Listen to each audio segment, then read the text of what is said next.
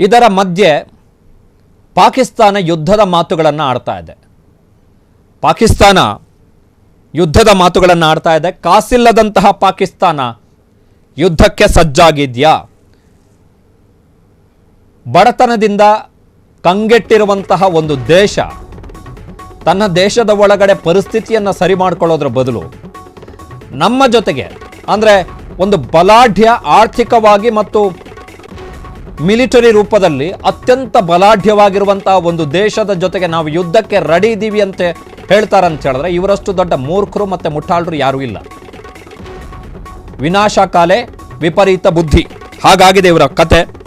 ಅಗತ್ಯ ಬಿದ್ದರೆ ಹಸಿವಿನಿಂದ ಬೇಕಾದರೂ ಇರ್ತೀವಿ, ಆದರೆ ಅಣ್ವಸ್ತ್ರ ತಯಾರಿಸಿಯೇ ತೀರ್ತೀವಿ ಅಂತೇಳಿ ಜುಲ್ಫಿಕರ್ ಅಲಿ ಭುಟ್ಟೋ ಹೇಳಿದ್ದಾರೆ. ಸ್ವಯಂಕೃತ ತಪ್ಪುಗಳ ಕಾರಣದಿಂದ ಪಾಕ್ನ ಆರ್ಥಿಕ ವ್ಯವಸ್ಥೆ ಹಳಿ ತಪ್ಪಿದೆ. ದಿವಾಳಿ ಅಂಚನ್ನು ತಲುಪಿದ್ರೂ ಕೂಡ ಪಾಕಿಸ್ತಾನ ಬುದ್ಧಿಯನ್ನು ಕಲ್ತಿಲ್ಲ. ಬರೀ ಬಡಾಯಿ ಮಾತು ಆಡಿಕೊಂಡು ಭಾರತಕ್ಕೆ ಧಮಕಿಯನ್ನು ಆಗ್ತಾ ಇದೆ. ಇದೊಂದು ರೀತಿ ಪ್ಯೂರ್ ಕಾಮಿಡಿ, ಇದು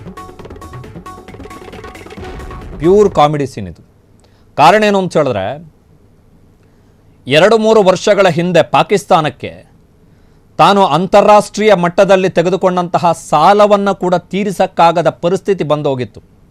ಅಂತಹ ಸ್ಥಿತಿಯಲ್ಲಿದ್ದಂತಹ ದೇಶ ಅದು, ಅಂತಹ ಸ್ಥಿತಿಯಲ್ಲಿರುವಂತಹ ದೇಶ. ಅಲ್ಲಿಯ ಜನರೇ ಅಲ್ಲಿಯ ಸರ್ಕಾರವನ್ನು ಒಪ್ಪಿಕೊಳ್ತಾ ಇಲ್ಲ.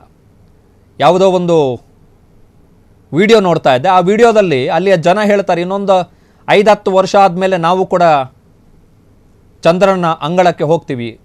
ಹೇಗೆ ಅಂತ ಹೇಳಿದ್ರೆ ಚಂದ್ರನ ಅಂಗಳದಲ್ಲಿ ನೀರಿಲ್ಲ, ಕರೆಂಟ್ ಇಲ್ಲ, ತಿನ್ನಕ್ಕೆ ಏನೂ ಇಲ್ಲ. ಅದೇ ರೀತಿಯಾದಂಥ ಪರಿಸ್ಥಿತಿ ಪಾಕಿಸ್ತಾನದಲ್ಲೂ ಕೂಡ ಬರುತ್ತೆ. ಸೊ ಅಲ್ಲಿಗೆ ಹೋಗಬೇಕಾದಂಥ ಅಗತ್ಯ ಏನಿಲ್ಲ. ಪಾಕಿಸ್ತಾನದ ಪರಿಸ್ಥಿತಿ ಕೂಡ ಮುಂದೊಂದು ದಿನ ಆ ರೀತಿ ಬರುತ್ತೆ ಅಂತೇಳಿ ಅಲ್ಲಿಯ ಜನ ಮಾತಾಡ್ಕೊಳ್ತಾ ಇದ್ದಾರೆ. ಸೊ ಅಂತಹ ದೇಶದಲ್ಲಿ, ಅಂತಹ ದೇಶದ ಆಡಳಿತ ವ್ಯವಸ್ಥೆ, ನಾವು ಅಣ್ವಸ್ತ್ರ ತರ್ತೀವಿ, ಯುದ್ಧ ಮಾಡ್ತೀವಿ, ನಮ್ಮ ಹತ್ರ ನ್ಯೂಕ್ಲಿಯರ್ ಬಾಂಬ್ ಇದೆ. ನ್ಯೂಕ್ಲಿಯರ್ ಬಾಂಬ್ ಇರುವಂಥದ್ದು ದೊಡ್ಡ ಪ್ರಶ್ನೆನೇ ಅಲ್ಲ. ನ್ಯೂಕ್ಲಿಯರ್ ಬಾಂಬ್ ಅಮೆರಿಕದ ಹತ್ರನೂ ಇದೆ, ಚೀನಾದ ಹತ್ರನೂ ಇದೆ, ಎಲ್ಲರ ಹತ್ರನೂ ಇದೆ, ಬಹುತೇಕ ದೊಡ್ಡ ರಾಷ್ಟ್ರಗಳ ಹತ್ರ. ಆದರೆ ನ್ಯೂಕ್ಲಿಯರ್ ಬಾಂಬನ್ನು ಹಾಕಿದ ಮೇಲೆ ಆಗಬಹುದಾದಂತಹ ಪರಿಸ್ಥಿತಿ ಮತ್ತು ಅದನ್ನು ಸಹಿಸಿಕೊಳ್ಳುವಂತಹ, ಅದನ್ನು ನಿಭಾಯಿಸುವಂತಹ ತಾಕತ್ತು ಪಾಕಿಸ್ತಾನಕ್ಕಿದೆಯಾ? ಮೊದಲೇ ಪಾಕಿಸ್ತಾನಿಯರ ಬಟ್ಟೆ ಚಿಂದಿ ಆಗಿಬಿಟ್ಟಿದೆ.